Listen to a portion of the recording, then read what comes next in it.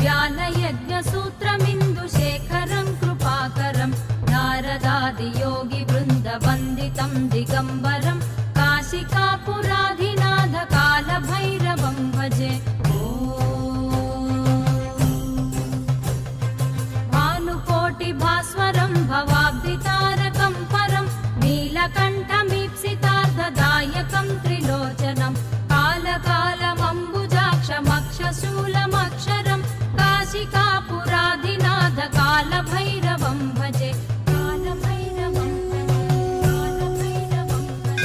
शूलटङ्कपाशदण्डपाणिमादिकारणं श्यामकायमादिदेवमक्षरं निरामयं भीमविक्रमं प्रभुं विचित्रताण्डवप्रियं